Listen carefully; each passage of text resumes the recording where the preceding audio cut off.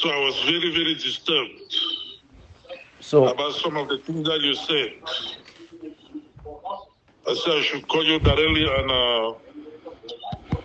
and protest. So what is your name, sir? My name is Gino. Okay. How old are you? I'm 54 years old. Okay, go ahead, sir. Yes, go ahead. Question to you, sir. Right now, I'm seriously interested in the way forward. What is the plan to help our people be free, and how long will it take? What is the plan? What is your plan? My brother, yes. The plan is just to contain the Cameroon government to come to the table. Yes. Now they are running away from the table. They should come to the table and talk with all the stakeholders. And who are those stakeholders? I don't know any stakeholders except this lawyer I think it's in Zimbabwe or in Swaziland, something like that. Okay. Barrister. It's a barrister. I have him. I have Gojidinka. He's 94 years old. Yes. But he can still talk well. Yes. So what do you think the outcome of that conversation will look like? Well, I know these people because they have been fighting since 1980 something. Not this Sako, not this Ayabas. All these Ayabas, they are hardliners. So what? That's what I'm asking about the outcome of that conversation. If you hope to initiate a dialogue, what will be the outcome for you? What will be that outcome that you will say we succeeded because of that conversation? The outcome is that Cameroon will withdraw its troops and go to their border, to the United Nations assigned borders, which was there before 1960. And then what will become the future of our people? How would that nation be governed? How would English-speaking Cameroonians be governed? I'm interested in how we will live and be able to move forward to the future. How is that going to be possible with the young boys on the ground with guns? And some of them are genuine fighters, and some of them are genuine fighters. Some of them are thieves. How do you plan to solve that problem? Why are the young boys in the bushes? That's why I say there are two groups of people. There are people that genuinely want independence, they want freedom, which is what they have said to me, and there are others who are thieves, kidnapping for ransom and all of that. So there are two groups. It's not like everybody on the ground is bad. There are people that really are fighting for the freedom that they believe in, and there are others who are thieves. So I'm asking, how do you plan to solve the problems between these two groups on the ground? That we don't end up with a situation like that of Biafra. For more than 60 years, they've had a group that is not been dissolved, but there are individuals that are terrorizing that community. How do you plan to solve that problem? Yes, if the Cameroon government withdraw its troops, yes, and they say, okay, this is Ambazonia, we have left Ambazonia. Yes. All those boys with guns in the bushes, they will drop down their guns. They would do that.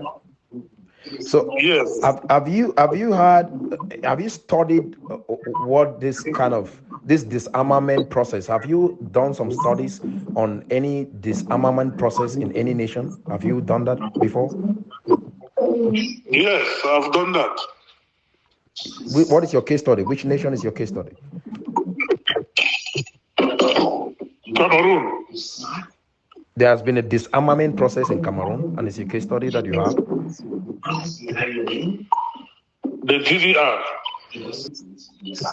Disarmament is a very important step in conflict resolution. People want dialogue, and they think less of disarmament. The disarmament of the boys on the ground with the gun is a more intense battle for our people than the dialogue. So I'm saying this to say, if you want to go back someday in your country or in your village and see your village before you pass away, this is time that we deal with the situation as we see it and the kind of future that we want to build for our people. I was born in Bamenda. You think I want the Bamenda people to be in a bad situation? You think I want the Bamenda people to lose? You think I want the Bamenda people to fail? Definitely not. But with what I have seen today, looking at where the world is going, separation will not help us, because any group of individuals that live among themselves like the way we want to do it, we will be targeted by our own people. Bamenda has been affected much by this crisis because we are closed, and there must be a process to integrate Bamenda as much as possible in the process of this disarmament, and it takes a lot of skill and a lot of work to do that. So what I expect from our people, and I'm begging on this, what I'm expecting from our people is cooperation. The way that we have been going is not working for us. If it was working, we would have made progress and had our town be the way we want it. The reason why we have not made any significant progress is because what we are doing is not working. And we have to be able to allow maybe the young generation to rise up and see the problem like it is and accept that leadership and just say, okay, let's see how you make progress. We are here to support you. If there's anything, that's why I ask questions. When you call, I ask questions. Most of the people from our land, from Northwest, Southwest, they don't have an idea on how to go about solving any of these problems. And their strategy, you can be in pain. Yes, you're in pain. Everybody knows you're in pain. But you can be denied of trying to find maybe a solution to that problem based on your approach, which is what I see us doing. Yes, you might be wrong. Yeah, people might have wronged you, but the way you talk about it, the way you go about it, you're unskilled, you're unprofessional, the way you speak, the way you address the problem, the conflict, people look at it and say, these people don't know what they want. And so you lose on arrival. And that is what our people have gone through. The Anglophone claim is a valid claim. But if leadership was good, we would have made significant progress, and we would have been looking at the federation, which is what they want. But if you think federation is a good idea for our people, given where we find ourselves right now, I'm like, then you don't understand the situation we are dealing with. So we have already lost the idea of federation, and what we need is integration in the nation as much as possible. So Francophones and Anglophones right now, based on the plan that we have, they have to come together and change the energy of talking about the past and talk about the future. I would not want to sit on the table with anyone and they write 1961 on the ground and I have a conversation with them, because it only turn us, you bring pain, bring sadness, and we were not there. I was not there in 1961. I don't know if you know any French authority. Do you know any French authority that was there in Fumban? Do you know them? No, I was not there, brother. Okay, so this is what we are dealing with, a story that we don't have anyone that was present right at that Fumban conference to show up and say this is what actually happened. Now we are dealing based on our own assumptions or based on the stories that was told to us.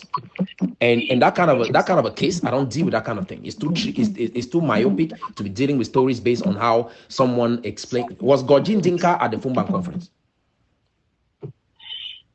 No, he was not there. He was in England. Yeah, you see what we are dealing with here, and that is why I'm open to any conversation with them, but it's not to negotiate what I see as the future of our nation. I've benchmarked my strategy with America. I've benchmarked my strategy with the best nations on earth, and this will work.